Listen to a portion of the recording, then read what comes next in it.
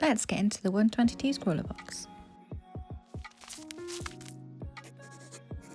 Hey Scrawlers, I'm Kat from ScrawlrBox and welcome back to another video. In this video we're going to get a bit more into those tips and tricks as seen in this one. Let's get into it. A little reminder of what was inside this box. There was a set of Pastel, Winsor and Newton ProMarkers, brand new Derwent Drawing Pencil colours, plus some mixed media paper. And that's the paper I'll be using today. It's an off-white paper with a slight tooth to it, great for pens and pencils alike. I've also got an eraser, ruler, sharpener and pencil ready. So let's conjure up some creativity, shall we? So I've done my sketch in graphite. It's kind of a comfort thing. You could also use the pencils from the box. Onto the colour, and I'll be starting off with the ProMarkers. I'll be using the bullet nib first, using small circular motions to get a smoother laydown of ink. Working the ink into each other while wet prevents any overlapping lines. Moving on to the shirt, and I'm going to use the chisel nib for this one. And I'm not using the same technique with this one, so when it dries it should look slightly uneven. I want it to kind of look like fabric, and yeah, I think that's worked so far. Adding in another layer to build up a subtle shadow, and I've used the same colour. For a darker shadow, you could have used perhaps the lavender or soft peach with this blue.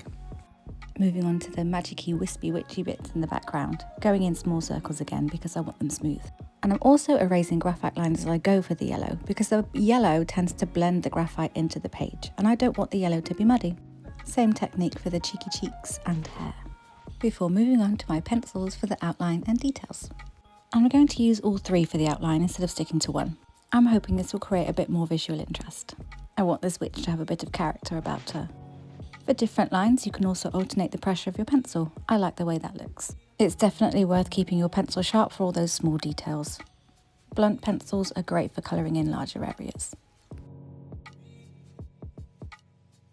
These pencils are incredibly soft, so I did notice they were starting to smudge. So I'm just going to cover the areas I'm not working on with a bit of tissue from the box. Of course, these pencils being so soft really lends itself well for blending. I just don't need that today.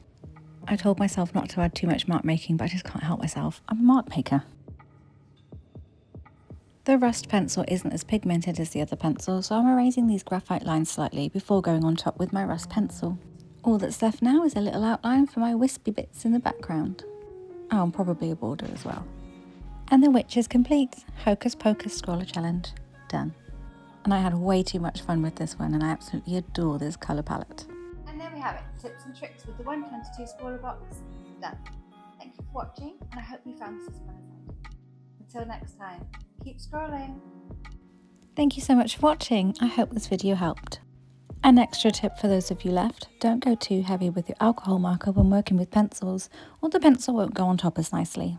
And if you made it this far, leave a little wizard emoji. Bye!